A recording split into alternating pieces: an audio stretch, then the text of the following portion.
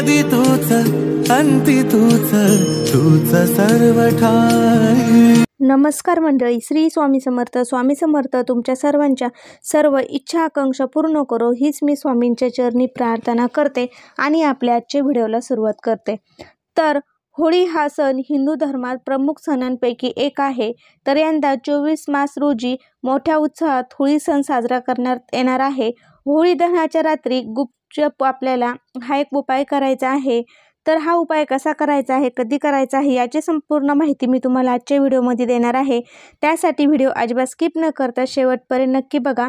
आणि तुम्ही अजून जर आपल्या पूजा हॉबी चॅनलला सबस्क्राईब केले नसेल तर नक्की करा आणि शेजारचा बेल आयकॉन देखील दाबा, म्हणजे जे काही मी नवनवीन व्हिडिओ अपलोड करेल त्याची नोटिफिकेशन सर्वात अगोदर तुम्हाला मिळेल आणि तुम्ही एक पण व्हिडिओ मिस करू शकणार नाही आणि तुम्ही पूर्ण व्हिडिओ बघू शकाल। तर आपल्याला हा एक उपाय करायचा आहे। होळीच्या रात्री गुपचूप हा नारळाचा एक उपाय कसा करायचा आहे याची संपूर्ण माहिती मी तुम्हाला देणार आहे। तर धनाची रात्र खूप शुभ आणि प्रभावशाली असते। या दिवशी केलेली पूजा फलदायी ठरते। दुःख दारिद्र्य दूर करण्यासाठी आपल्याला हा नारळाचा उपाय करायचा आहे। हा उपाय करताना आपल्याला गपचूपपणे करायचा आहे। तर तो उपाय कसा करायचा आहे ते मी तुम्हाला सांगणार आहे। होळी म्हणजे रंगांचा सण। होळी या सणाला हिंदू धर्मात अनन्यसाधारण महत्त्व आहे। यंदा होलिका दहन 24 मार्च रोजी होणार आहे। हा दिवस रविवारी येत आहे, तर सोमवारी 25 मार्च रोजी धुलिवंदन मोठ्या उत्साहात साजरे करण्यात येणार आहे।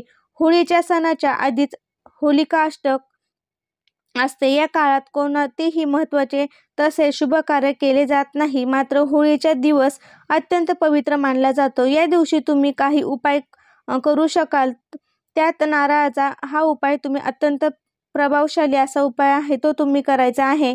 फाल्गुन महिन्यात येणाऱ्या पौर्णिमा ही होळी पौर्णिमा म्हणून ओळखली जाते। महाराष्ट्रात देशभरात होळी सण मोठ्या उत्साहात होळी सण साजरा केला जातो। होळीच्या दिवशी काही तांत्रिक उपाय केले जातात, अशात हा उपाय विशेष मानला जातो।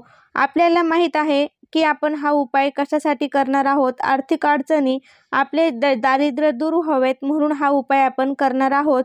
घरात पैसा टिकत नसेल तर होळीच्या दिवशी केले जाणाऱ्या उपायाविषयी खूप महत्त्व दिलेले आहे। काही उपाय हे वैशिष्ट्य तिथीला केल्यास त्याचे उत्तम फळ मिळते असे देखील सांगितले जाते। तर होळीच्या रात्री गुपचूप आपल्याला हा उपाय करायचा आहे। तुम्हाला दुःख दारिद्र्यापासून स्वतःची तसेच आपल्या कुटुंबाची सुटका करायची असेल तर तुम्ही होळीच्या रात्री हा उपाय करू शकाल। होळीच्या पौर्णिमेच्या रात्री महालक्ष्मी प्रसन्न करण्यासाठी तुम्ही हा उपाय करायचा आहे, मात्र हा उपाय करताना अत्यंत गुपितपणे तुम्ही हा उपाय करायचा आहे। हा गोपनीय पाळावी आणि जेणेकरून तुमच्यावर माता लक्ष्मी नाराज होणार नाही, त्यासाठी हा उपाय करायचा आहे। त्यासाठी आपल्याला 1 रुपयाचं नाणं आणि नारळ लागणार आहे। होळीच्या दिवशी होलिका दहन झाल्यानंतर तुम्हाला हा उपाय करायचा आहे। त्यासाठी 1 रुपयाचे नाणे आणि नारळ गरजेचे आहे, ते आपल्याला घ्यायचं आहे। हा उपाय तुम्हाला तुमच्या घराजवळ पेटवल्या होळीजवळ करायचा आहे। तर आपल्याला नारळाची शेंडी काढायची नाही।